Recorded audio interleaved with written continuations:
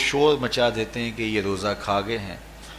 میرا نہیں خیال کہ کسی کو اپنے ذمے اتنی بڑی امت کا بوجھ لینے کی پریشانی ہو اور وہ خام خواہ ایک روزے کے لیے پوری امت کا بوجھ اپنے کندھوں پہ ڈال لے۔ تو 29 روزے ہوں یا 30 ہوں، اللہ ثواب پورے 30 کا ہی عطا کرتا ہے۔ روزہ اللہ تعالیٰ جل شانہ کی رضا اور اس کی محبت کے حصول کا ذریعہ ہے، اور اس کا عملی نتیجہ جو اس آیت کریمہ میں بیان کیا گیا وہ تقوی ہے۔ لعلکم تتقون، روزہ اس لیے فرض کیا گیا کہ تمہیں تقوی نصیب ہو جائے، اتقاء کی دولت نصیب۔ اب سوال یہ ہے، کیا تقوی بھوک اور پیاس سے حاصل ہوتا ہے؟ پیاس کاٹنے سے، بھوک کاٹنے سے کیا تقوی نصیب ہو جاتا ہے؟ صبح سے لے کر شام تک روزہ رکھنے کی تلقین کی گئی۔ یہاں ناروے میں اور مختلف ممالک کے اندر 20 گھنٹے کا روزہ ہے، اور ہمارے بھی یہاں 16-17 گھنٹے مسلسل شدت کی گرمی میں بھوک اور پیاس کاٹنا ہوتی ہے۔ تو اتنا طویل دورانیہ جو بھوک اور پیاس کاٹی ہے، اس کا مقصد رزق بچانا نہیں ہے، بلکہ وَيُزَادُ فِيهِ رِزْقُ الْمُؤْمِنِ، ماہ سیام میں مومن کا رزق بڑھ جاتا ہے۔ آپ اپنا بجٹ دیکھ لیجئے، باقی مہینوں کی نسبت ماہ سیام میں آپ کے اخراجات زیادہ ہوتے ہیں اور کشادگی ہوتی ہے۔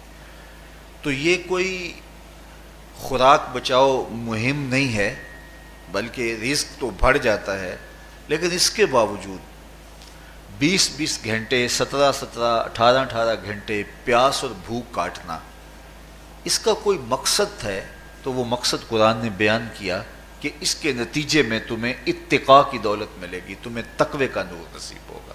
سوال یہ کھڑا ہوا، کیا بھوک اور پیاس کاٹنے سے تقوی مل جاتا ہے؟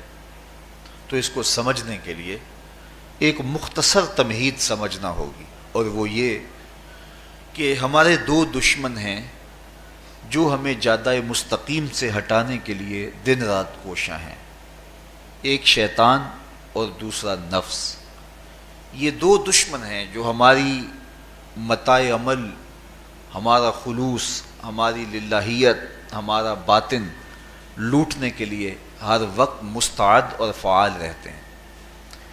اب ان دو دشمنوں سے ہمارے تنہا ناتواں وجود کا مقابلہ ہے، اور ان میں سے جو بڑا دشمن ہے وہ نفس ہے، کیونکہ شیطان نے جب انکار سجدہ کیا تو ہم تو یہ کہتے ہیں کہ ہمیں شیطان نے بہکا دیا، لیکن شیطان نے جب انکار سجدہ کیا اور خود بہک گیا تو اس وقت کوئی دوسرا شیطان تو نہیں تھا جس نے شیطان کو بہکایا، وہ نفس تھا جس نے شیطان کو شیطان بنایا۔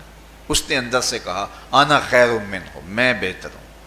تو یہ انانیت جو تھی، انا خیر منہ، اس نے اس کو بہکایا۔ تو شیطان کو شیطان بنانے والا نفس ہے، تو نفس شیطان سے بھی بڑا دشمن ہے۔ ایک بزرگ تھے، وہ ساری زندگی اپنی زبان پہ انا کا لفظ نہیں آنے دیتے تھے۔ اس مفہوم کو بیان کرنا ہوتا تو وہ با الفاظ دیگر بیان کرتے، میں کا لفظ، انا کا لفظ، وہ اپنی زبان پہ ساری زندگی انہوں نے جاری ہی نہیں ہونے دیا۔ کہتے تھے اس لفظ نے شیطان کا بیڑا غرق کر دیا، تو میں یہ لفظ زبان پہ آنے نہیں دوں گا۔ اچھا، بندے بھی بڑے عجیب ہوتے ہیں، کسی نے کہا لو لو، ان کی زبان پہ یہ لفظ آتا کیوں نہیں، میں جاتا ہوں اور ان کی زبان پہ یہ لفظ آئے ہی آئے، چلے گئے۔ بزرگ تشریف فرما تھے، نماز کا وقت قریب ہو رہا تھا، حضرت ایک مسئلہ پوچھنے آیا ہوں، کہا پوچھئے۔ شیطان کو کس چیز نے برباد